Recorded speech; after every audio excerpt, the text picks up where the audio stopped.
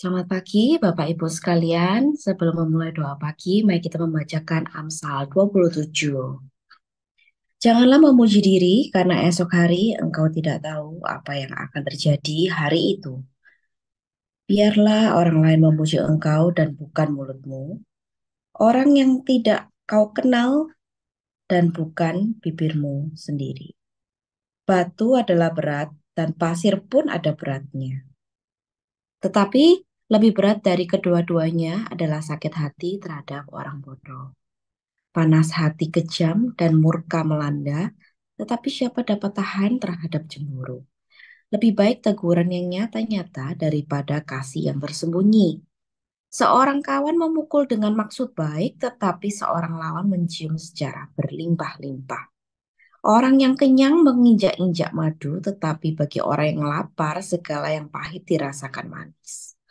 Seperti burung yang lari dari sarangnya, demikianlah orang yang lari dari kediamannya. Minyak dan wangi-wangian menyukakan hati, tetapi penderitaan merobek jiwa. Jangan kau tinggalkan temanmu dan teman ayahmu.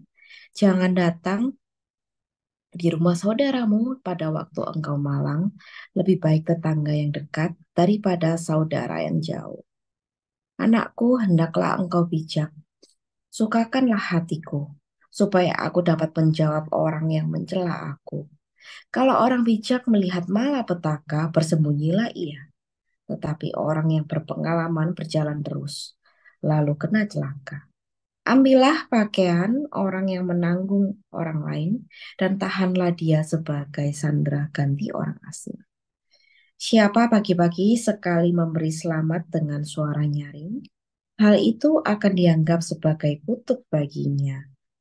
Seorang istri yang suka bertengkar serupa dengan tiris yang tidak henti-hentinya meniti pada waktu hujan. Siapa menahannya, menahan angin, dan tangan kanannya menggenggam minyak. Tahtanya tetap kokoh untuk selama-lamanya. Tongkat dan teguran mendatangkan hikmat. Tetapi anak yang dibiarkan mempermalukan ibunya. Jika orang fasik bertambah, bertambahlah pula pelanggaran. Tetapi orang benar akan melihat keruntuhan mereka. Didiklah anakmu, maka ia akan memberikan ketentraman kepadamu dan mendatangkan sukacita kepadamu. Bila tidak ada wahyu, menjadi liarlah rakyat. Berbahagialah orang yang berpegang pada hukum. Dengan kata-kata saja seorang hamba tidak dapat diajari. Sebab walaupun ia mengerti, namun ia tidak mengindahkan. Kau lihat orang yang cepat dengan kata-katanya. Harapan lebih banyak bagi orang bebal daripada bagi orang itu. Siapa memanjakan hambanya sejak muda, akhirnya menjadikan dia keras kepala. Si pemarah menimbulkan pertengkaran, dan orang yang lakas gusar banyak pelanggarannya. Keangkuhan merendahkan,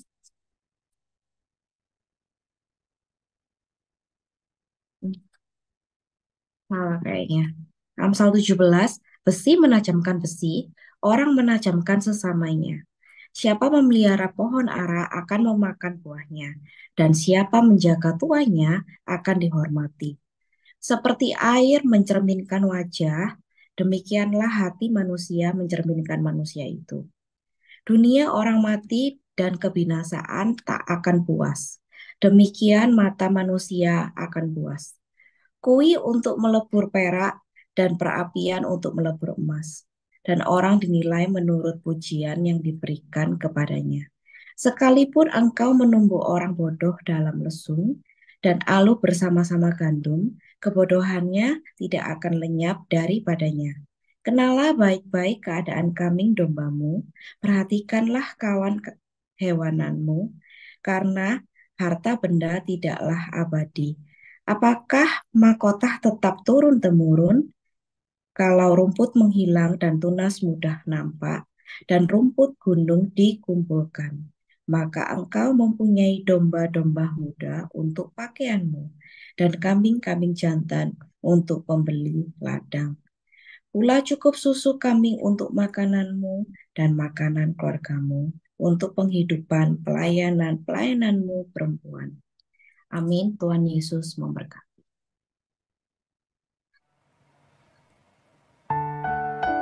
Puji nama Tuhan, salam damai sejahtera bagi kita semua. Shalom. Mari bersama-sama kita hampiri Tuhan kita bangun satu keintiman kita kepada Tuhan. Saya percaya di saat kita membawa hati kita, menyenangkan hati Tuhan dengan korban pujian, ucapan syukur, penyembahan kita kepada Dia, Tuhan hadir di atasnya pujian dan penyembahan umatnya. Mari bersama-sama kita datang pada Tuhan kita dengan penuh ucapan syukur.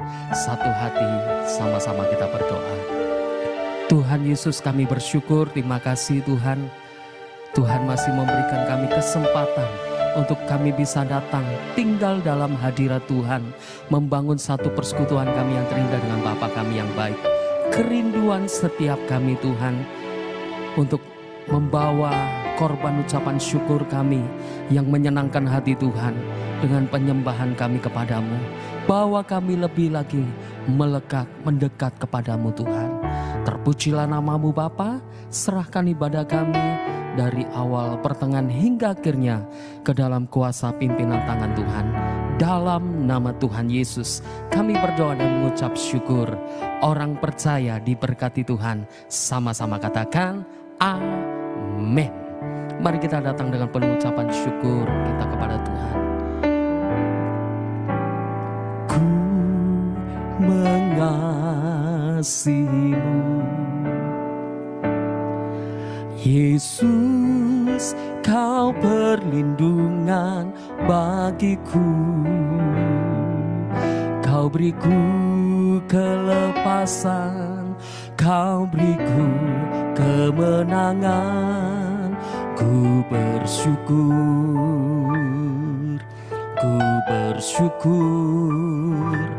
padamu. Sekali lagi katakan, ku mengasihimu Yesus. Ku mengasihimu Yesus, kau perlindungan bagiku. Kau beriku kelepasan, kau beriku kemenangan. Ku bersyukur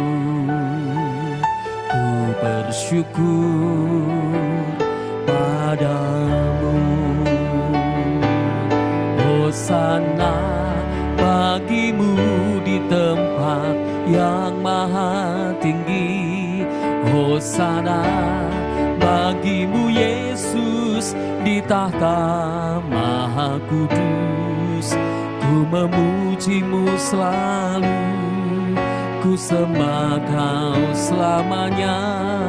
Sungguh Yesus, ku cinta padamu. Ini doa kami Tuhan, sama-sama. Ku mengasihimu Yesus, kau perlindungan bagiku. Kau beriku kelepasan, kau beriku kemenangan.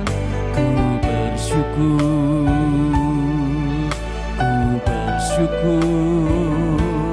padamu. Hosana bagimu di tempat yang maha tinggi. Hosana bagimu Yesus di tahta maha kudus. Ku memujimu selalu, ku sembah kau selamanya. Sungguh Yesus, ku cinta padamu. Hosana bagimu di tempat yang maha tinggi. Hosana bagimu Yesus di tahta maha kudus. Ku memujimu selalu, ku sembah kau selamanya. Sungguh Yesus, Yesus, ku cinta padamu. Mari bersama-sama katakan amin. Hosana bagimu di tempat yang maha tinggi. Hosana bagimu Yesus di tahta maha kudus. Ku memujimu selalu, ku sembah kau selamanya. Sungguh Yesus, ku cinta padamu. Sungguh Yesus, ku cinta padamu. Sungguh Yesus, ku cinta padamu.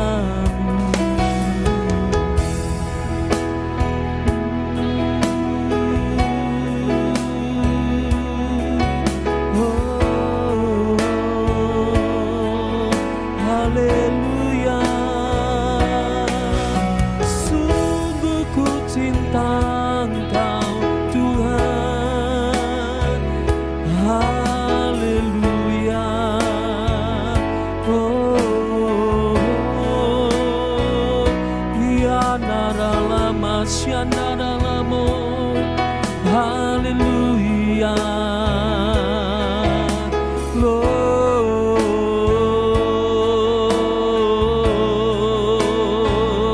Yesus, kami mengasihimu Tuhan dengan segenap hati. Ya nama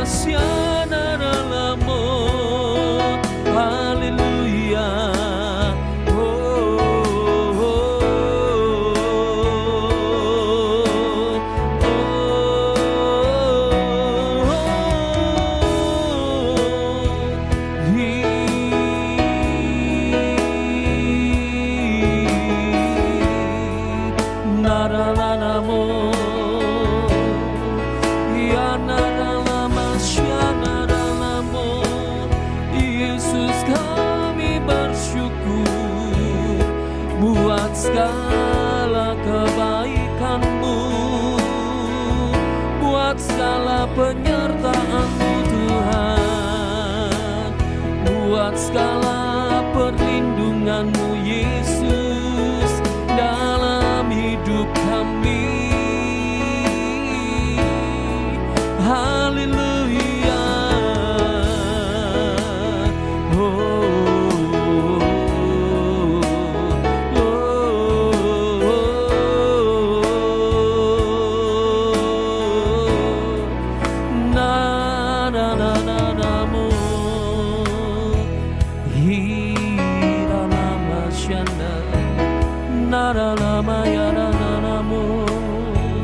terima kasih Tuhan, terima kasih Yesus.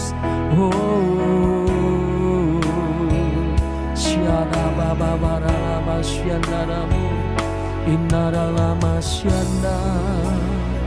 Sungguh kami bersyukur, terima kasih Tuhan, bahwa kami lebih lagi semakin mendekat kepada-Mu, masuk di dalam hadirat-Mu lebih dalam lagi Tuhan. Membawa korban syukur kami yang menyenangkan hati Tuhan di mezbah-Mu ya Allah kami. Sikarabasandara, satu hal yang narabasandara,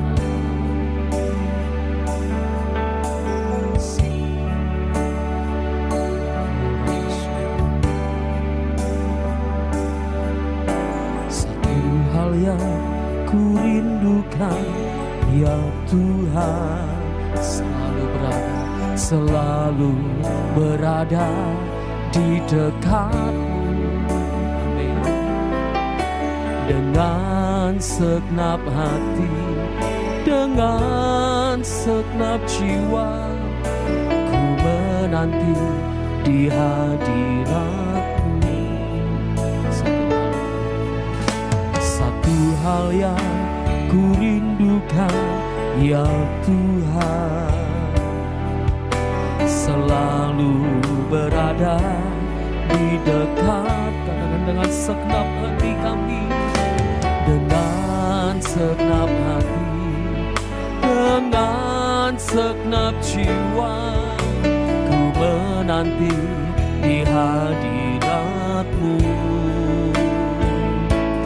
Lebih dalam lagi ku rindu Kau Tuhan, lebih dari segala yang ada.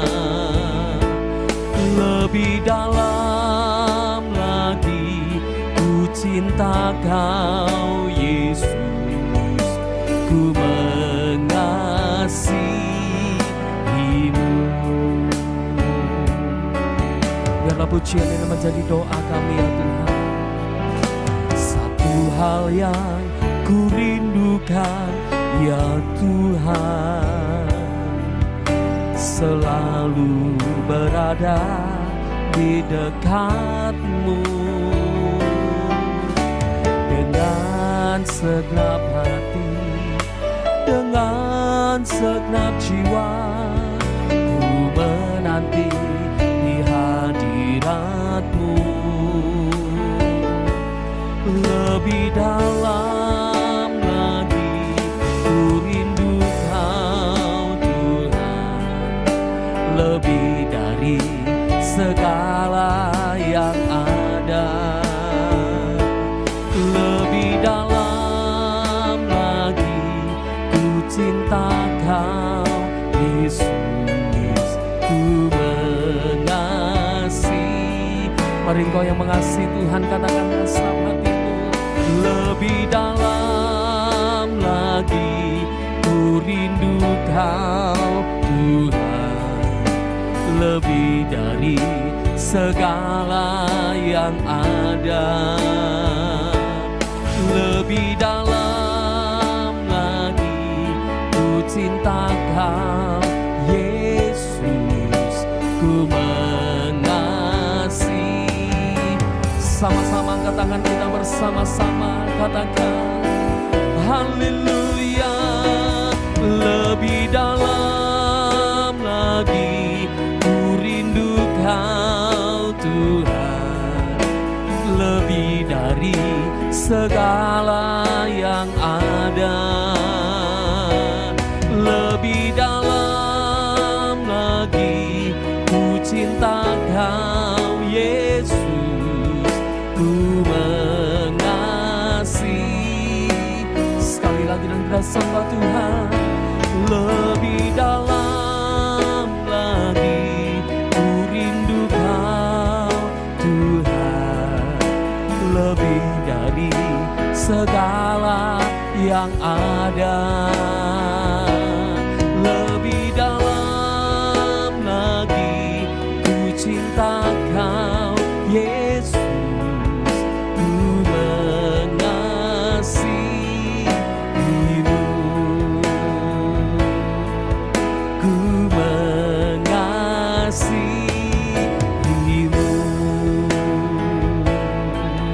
ku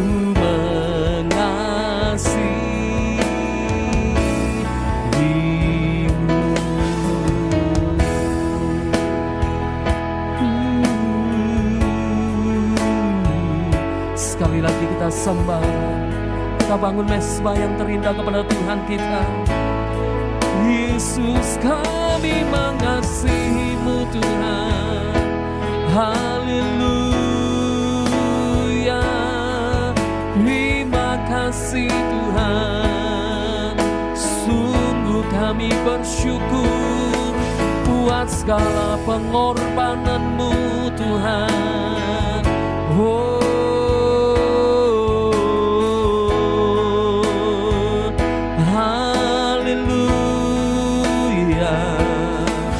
haleluya, ya naralama syana naralamu, hina naralamu, syana naralama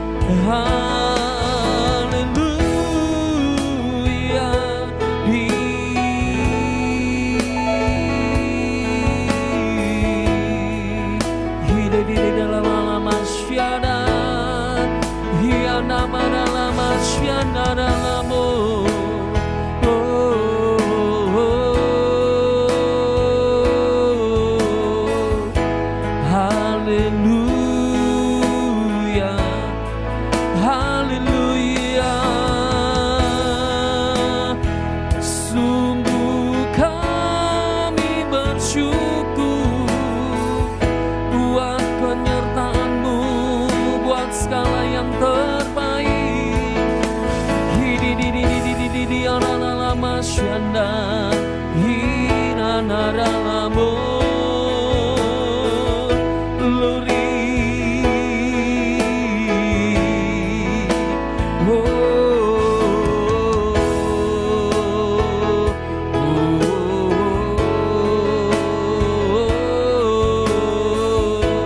Syara badala badala badala badala badala badala badala naralana marana namu.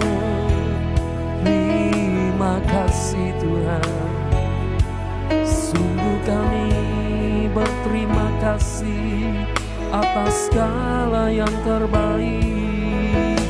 Dirala syada kanarala masyana nanamu syada barala kinarala basyada barala oh rabasyada. Biarlah saat ini Tuhan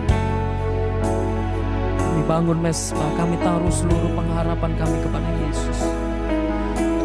Kami percaya saat kami taruh seluruh pengharapan kami kepada Tuhan yang hidup, kepada Tuhan yang kuasanya tidak terbatas. Engkau Tuhan yang sanggup menolong setiap kami. Kami percaya bahwa pengharapan kami tidak akan pernah sia-sia. Sikata karabasyada barang, kami akan melihat keajaiban-keajaiban Tuhan Yesus menyatakan di dalam seluruh aspek kehidupan rohani kami. Terima kasih Tuhan. Sakarabasyada baralabata karalabata. Oh rabasyada, kecap segala kebaikan Tuhan kita. Sekalipun aku dalam lembah kelam, ku tak takut sebab Kau besertaku. Sekalipun badai topan datang menerpa, ku tak gentar sebab Kau di sisiku. Katakan aku percaya, aku percaya berkat-Mu atasku melimpah, kebajikan kemurahan selalu mengikutiku. Ku puji, ku sembah Kau Tuhan. Biarlah pujian ini jadi seruan kami kepada-Mu. Sekalipun aku dalam lembah kelam, ku tak takut sebab Kau besertaku. Sekalipun badai topan datang menerpa, ku tak gentar sebab Kau di sisiku. Percaya, angkat tangan kita sama-sama. Aku percaya berkat-Mu atasku melimpah,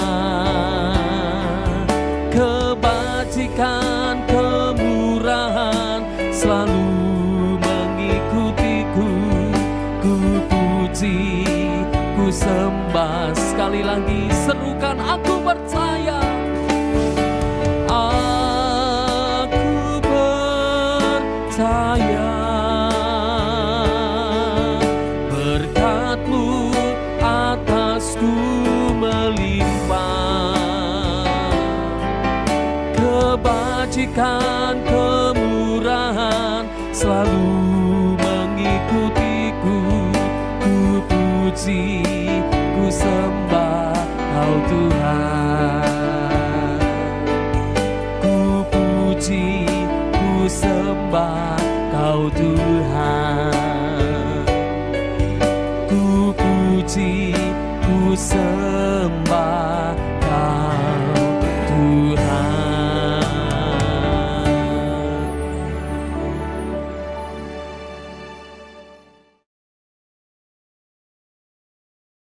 Terima kasih Tuhan buat pagi ini kami boleh datang kembali ke hadirat-Mu.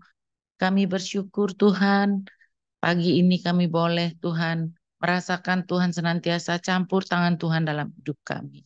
Terpujilah Engkau Tuhan, kami sudah memuji menyembah Engkau, biarlah Tuhan semuanya ini boleh berkenan di hadirat Tuhan. Kami boleh menyenangkan hatimu Tuhan, puji-pujian penyembahan kami boleh menyenangkan Engkau. Terima kasih Tuhan, sebentar kami akan mendengar firman-Mu, biarlah Engkau sucikan, kuduskan, layakkan kami di hadapan-Mu Tuhan. Benar-benar firman yang disampaikan Tuhan, boleh kami mengerti Tuhan. Boleh ada rema yang kami pegang untuk kami jalankan dalam kehidupan kami. Urapi kami semua Tuhan yang siap mendengar firman-Mu. Urapi hamba-Mu Tuhan, benar-benar dia boleh menyampaikan isi hati Tuhan bagi kami. Terpujilah Engkau Tuhan, kami siap mendengar firman-Mu. Dalam nama Tuhan Yesus kami berdoa. Haleluya. Amin. Amin. Makasih Bu Yensun, tim Praise and Worship. Selamat pagi Bapak Ibu Saudara dimanapun Anda berada pada hari ini. Shalom. Salam damai sejahtera dalam kasih Tuhan Yesus Kristus. Apa kabar Bapak Ibu Saudara? Saya berharap semuanya sehat, semua dalam keadaan penyertaan Tuhan. Nah, hari ini kita akan menerima kebenaran firman Tuhan, akan disampaikan oleh hamba Tuhan yang baru melayani di doa pagi kita di HFC Kota, baik via Zoom maupun via YouTube ya, dari mana-mana tempat. Baik, saya perkenalkan nama hambanya Pastor Henry Lo ya, melayani sebagai gembala di Gereja Hope Community Church. Baik Bapak Ibu Saudara, kita akan terima kebenaran firman. Silakan Pak Henry. Terima kasih banyak Ibu Agnes. Ya, senang sekali Bapak Ibu bisa kembali berjumpa dengan saudara hari ini. Ini pertama kali saya di sini, tapi saya berharap ini bisa menjadi berkat. Hari ini kita akan belajar satu hal. Saya beri judul tentang distraction, Bapak Ibu. Distraction itu adalah, dalam bahasa Indonesia, adalah pengalih perhatian. Ini adalah sesuatu yang kadang-kadang, saudara, bukan menjadi sesuatu yang besar, tetapi ini adalah senjata iblis yang paling efektif untuk menghancurkan iman kita. Pengalih perhatian adalah sesuatu yang bisa menarik kita, saudara. Menarik perhatian kita dari hal-hal yang rohani, dari hal-hal yang kita fokuskan untuk kita berubah fokus daripada Tuhan kepada hal yang lain. Dan sekalipun ini kelihatannya tidak berbahaya, tetapi sebenarnya ini sangat-sangat fatal kalau kita tidak menyadarinya, saudaraku. Itulah sebabnya di dalam Ibrani dikatakan, dalam Ibrani 12 ayat 1 sampai dengan 2, karena itu kita mempunyai banyak saksi, bagaikan awan yang mengelilingi kita. Marilah kita menanggalkan semua beban dan dosa yang begitu merintangi kita, dan berlomba dengan tekun dalam perlombaan yang diwajibkan bagi kita. Marilah kita melakukannya dengan mata yang tertuju kepada Yesus, yang memimpin kita dalam iman, dan yang membawa iman kita itu kepada kesempurnaan, yang dengan tekun mengabaikan kehinaan, tekun memikul salib ganti sukacita, yang disediakan bagi Dia yang sekarang duduk di sebelah kanan tahta Allah. Nah, kalau Anda perhatikan ayat ini, saudaraku, dikatakan bahwa hidup kita ini seperti sebuah perlombaan. Sebuah perlombaan bisa dimenangkan ketika kita fokus kepada garis finish. Tetapi di dalam perlombaan iman, ayat ini berkata, mari kita fokus kepada Yesus. Karena ketika kita fokus kepada Tuhan, maka kita akan terus terus berada di dalam satu tingkatan iman, saudaraku. Kita tidak lagi fokus untuk kita kepada hal-hal yang bukan Tuhan, kan? Nah, iblis mengerti kalau kita tetap fokus kepada Tuhan, maka iman kita akan bertambah kuat. Itulah sebabnya dia seringkali, saudara, mengalihkan kita dari Tuhan kepada hal-hal yang kita alami, dari masalah-masalah yang kita hadapi, saudara. Supaya apa? Supaya kita tidak lagi berkenan kepada Tuhan. Nah, kalau Anda baca dalam kisahnya Petrus, saudara, Petrus itu ketika dia berjumpa dengan Yesus, sebenarnya saudara, dia itu bisa berjalan di atas air loh. Ketika dia berkata, kalau itu Tuhan, suruhlah aku datang kepadamu dengan berjalan di atas air.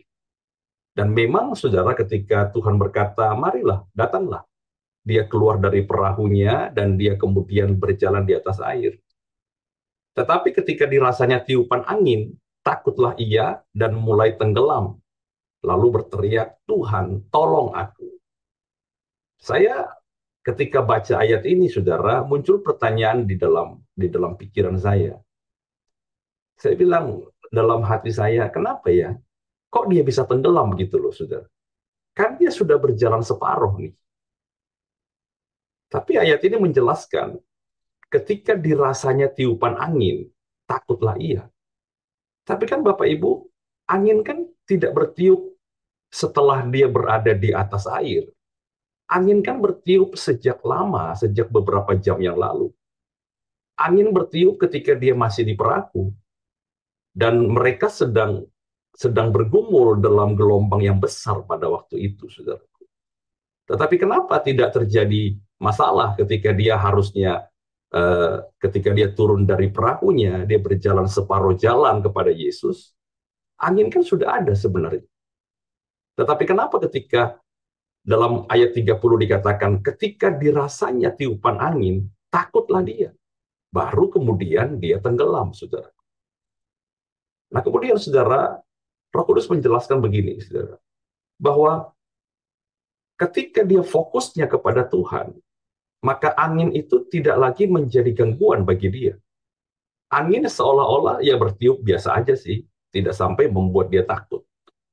Tetapi ketika dia mulai berjalan di atas air, dia mulai melihat kemustahilan, dia berjalan dan dia mulai berpikir, ini di luar nalar dia, saudara. Dan kemudian dia mulai merasakan, kok ada angin ya, yang mulai menyentuh dia dan mulai cukup kencang pada waktu itu. Nah, disitulah dia takut. Sebenarnya bukan masalah anginnya yang besar. Sebenarnya bukan masalah gelombangnya yang besar. Tetapi masalah fokusnya Petrus. Karena ketika dia berkata, karena ayat ini berkata, dirasanya tiupan angin. Orang yang fokus akan bisa menjelaskan secara detail hal-hal yang dia rasakan. Dan itulah Petrus, saudara. Dan hal-hal yang dia jelaskan dan dia rasakan itu bukanlah tentang Tuhan, tapi dia menjelaskan tentang masalah yang dia hadapi. Jadi saya melihat bahwa iblis seringkali menggunakan beberapa hal untuk mengalihkan kita, supaya kita takut, supaya kita khawatir, supaya kita marah, supaya kita merasa bahwa Tuhan itu jauh. Dan disitulah, saudara, iman kita bisa kandas.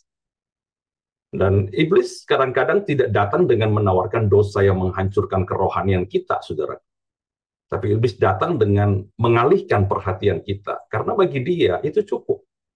Karena kapan kita beralih dari Yesus kepada hal-hal yang lain, maka disitulah iman kita tidak akan bertumbuh.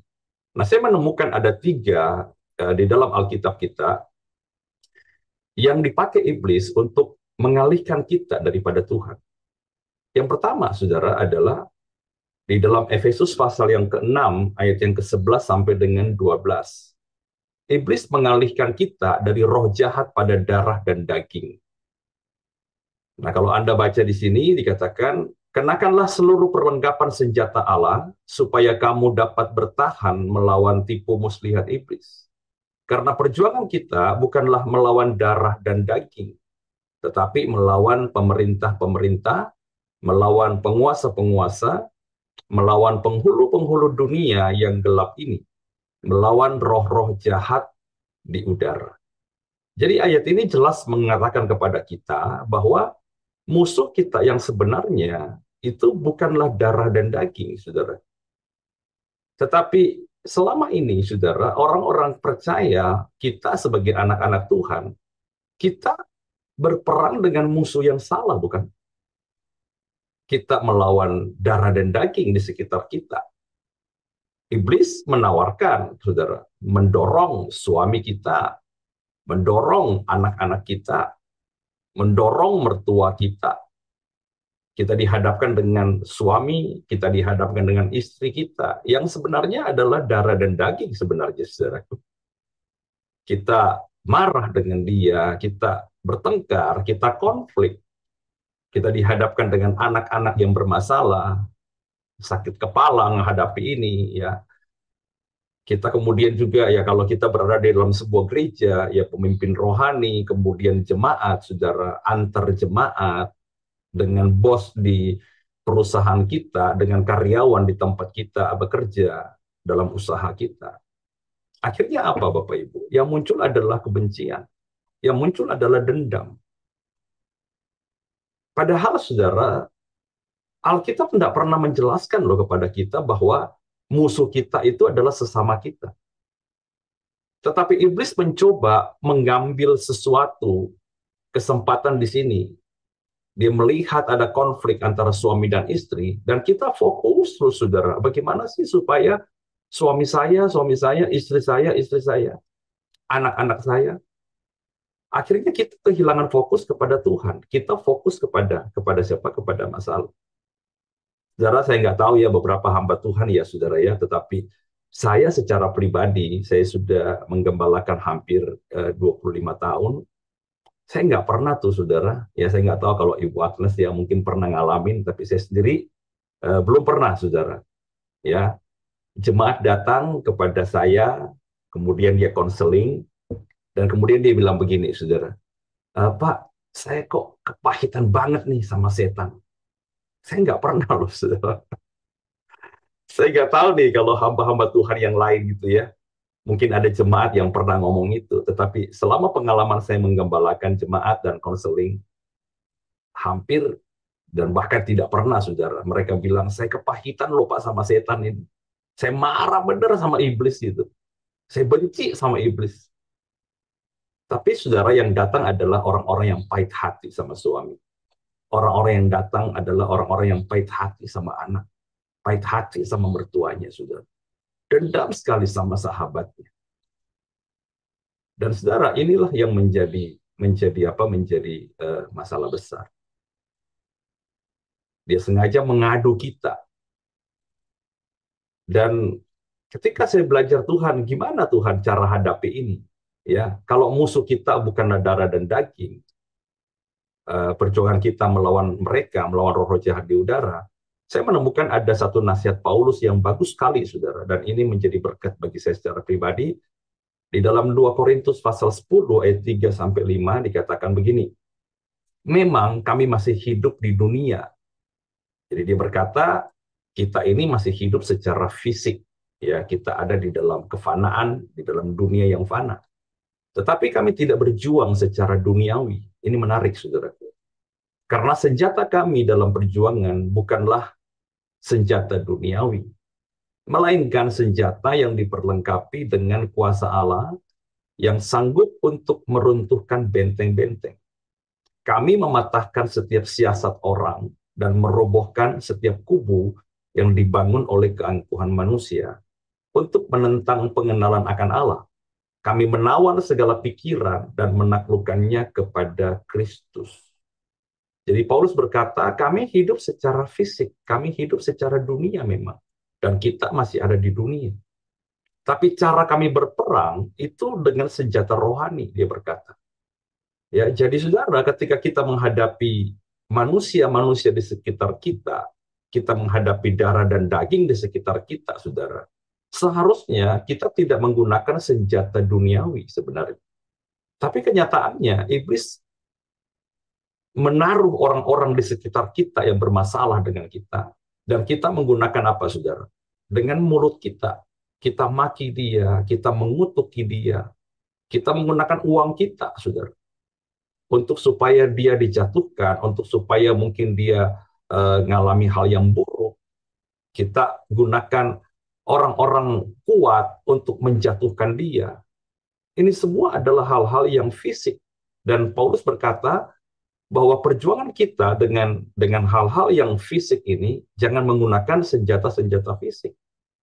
Tapi gunakanlah senjata rohani, saudara. Saya kemudian berpikir, kenapa Paulus memberikan kita nasihat kayak begini, saudara? Dan saya mendapatkan satu simulasi di pikiran saya bahwa begini, kalau saya bermasalah dengan si A, kemudian saya menggunakan senjata fisik, saudara, saya marah dengan dia, saya menggunakan mulut saya menggunakan uang saya menggunakan backingan saya menggunakan orang lain untuk supaya dia dijatuhkan, maka hubungan saya dengan si A ini, saudara, akan bertambah konflik. Saya nggak akan pernah damai dengan dia. Saya nggak akan pernah bisa mengampuni dia.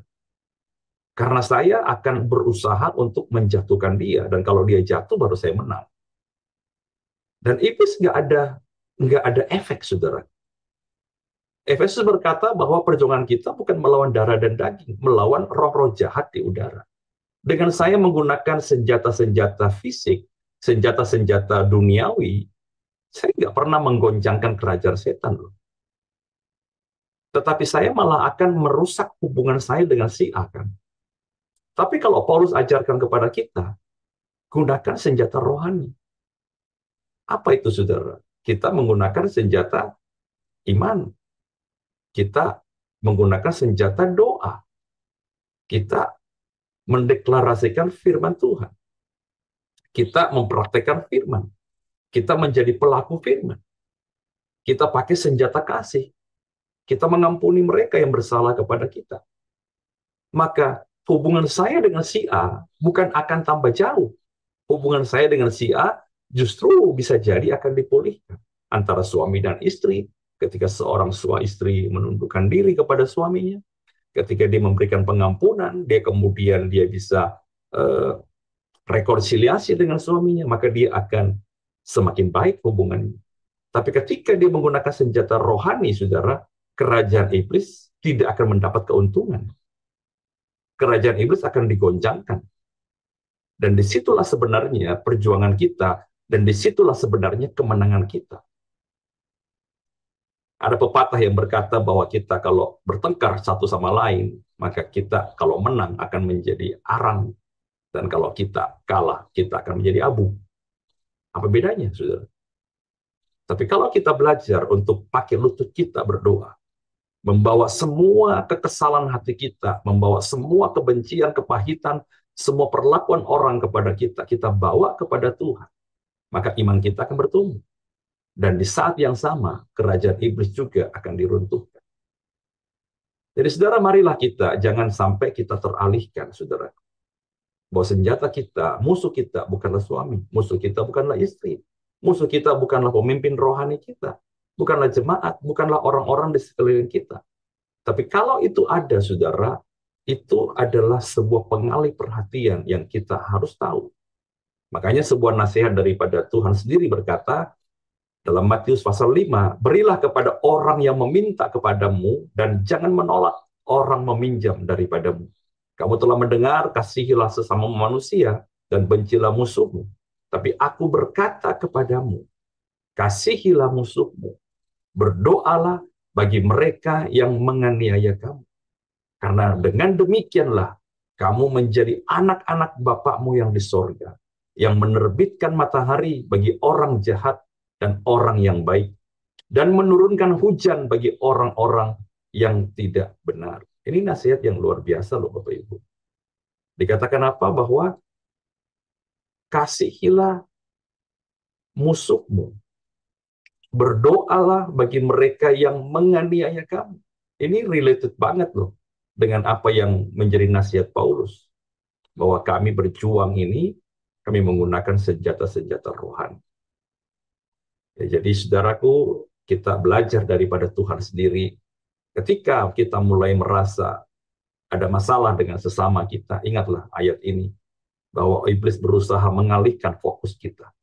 Dia mengalihkan fokus kita untuk kita diadu satu sama lain, untuk kita dibuat konflik satu sama lain.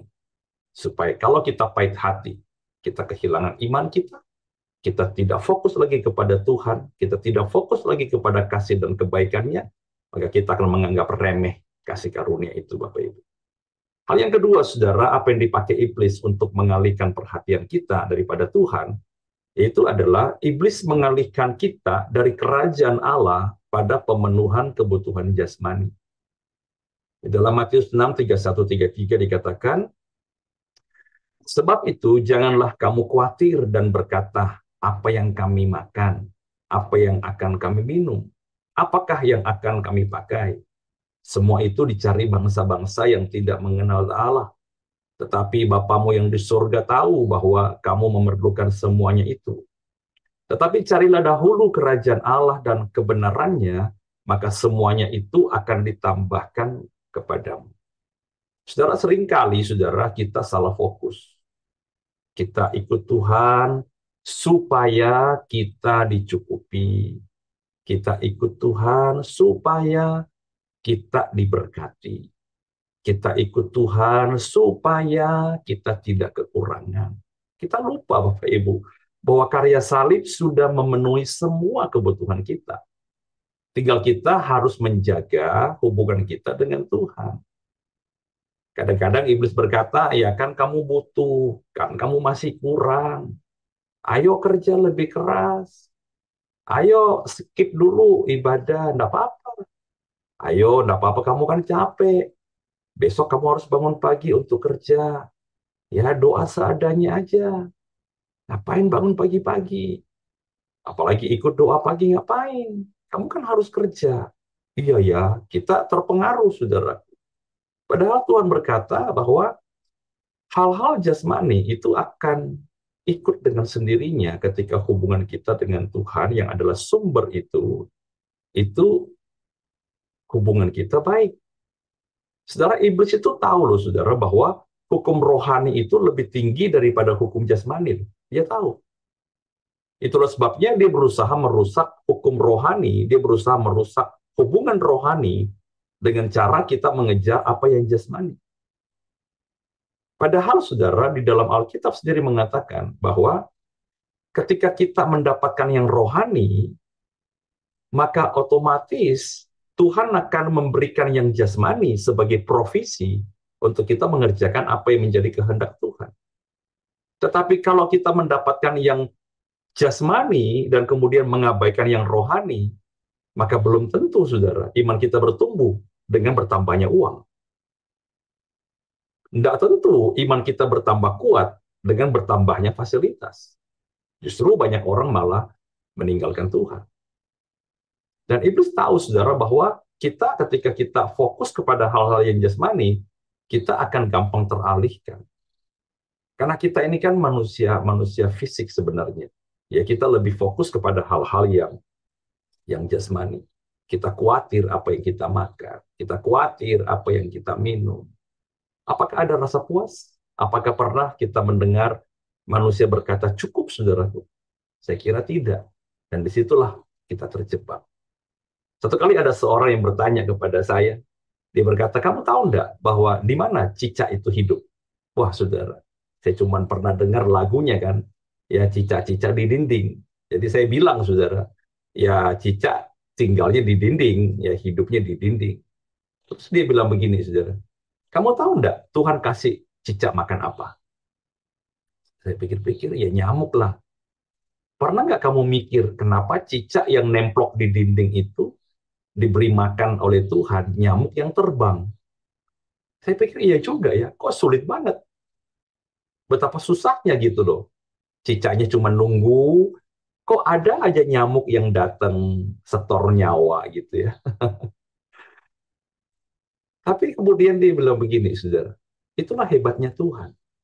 Untuk memberitahu kita bahwa makan minum kebutuhan jasmani itu diatur Tuhan. Tidak ada pernah cicak kelaparan, saudara. Dia cuma nemplok di dinding dan makanan datang, saudara. Tapi kita terlalu banyak khawatir kepada hal-hal yang jasmani. Saudara, mari saudara, cari dulu kerajaan Allah. Dekatkan hidupmu. Lakukan kebenaran firman Tuhan.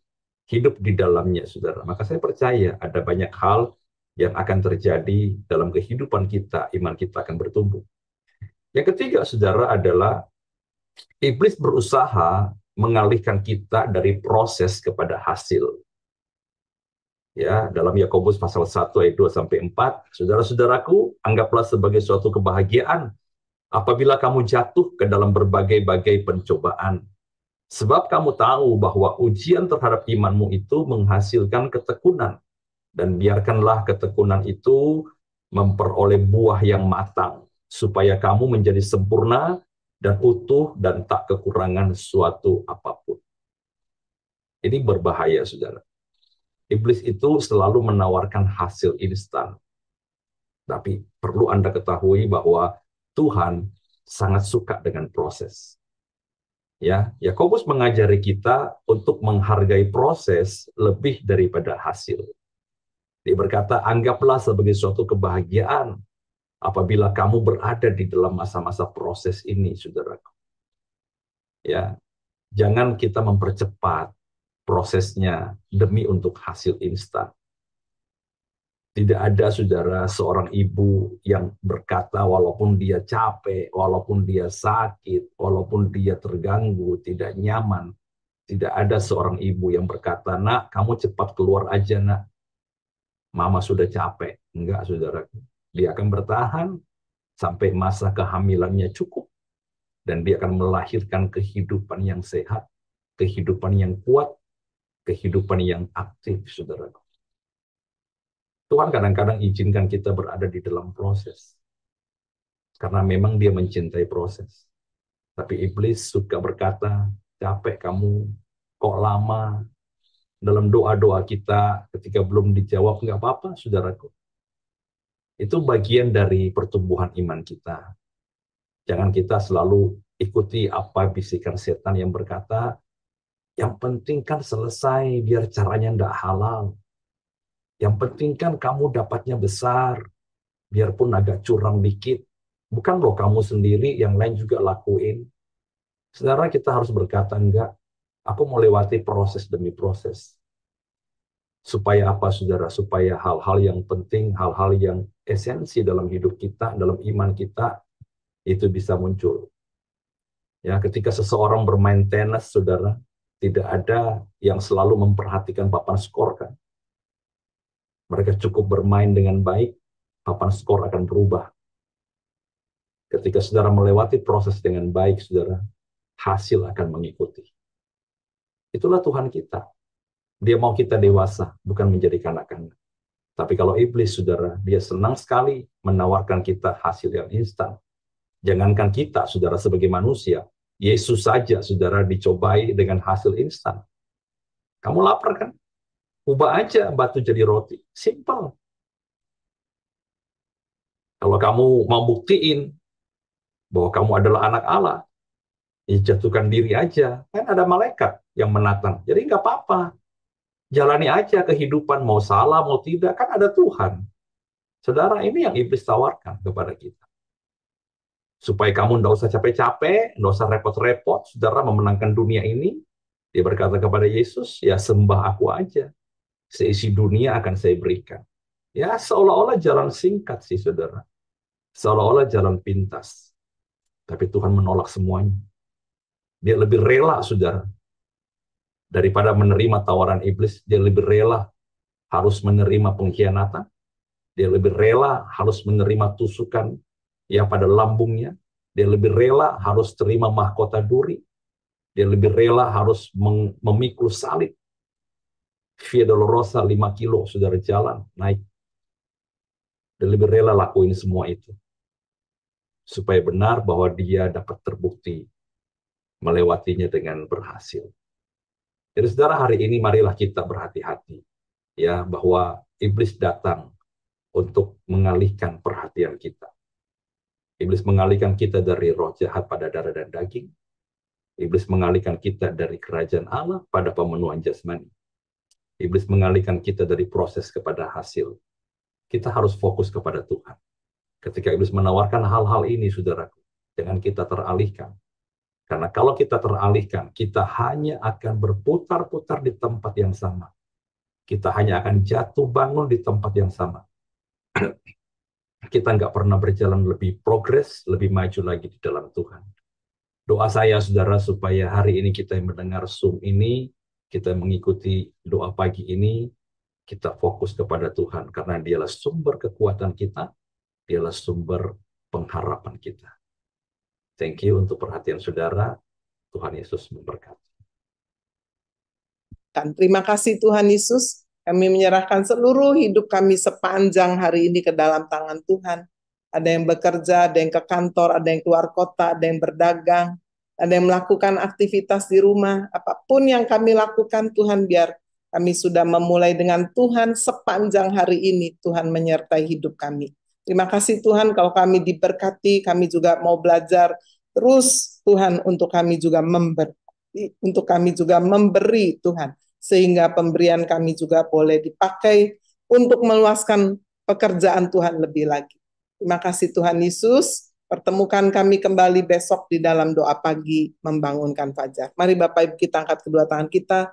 Bapak Ibu Saudara yang dikasihi Tuhan Yesus Kristus, terimalah berkat yang melimpah dari Allah Bapa di surga, kasih karunia dari Tuhan Yesus Kristus, pertolongan, penghiburan, kekuatan dari Allah Roh Kudus turun menyertai Bapak Ibu Saudara mulai hari ini sampai Maranatha Tuhan Yesus datang kembali kali yang kedua. Haleluya. Di dalam nama Tuhan Yesus Kristus, mari kita semua yang percaya kita berkata, amin. Terima kasih Pastor Henry Lo sudah menjadi berkat.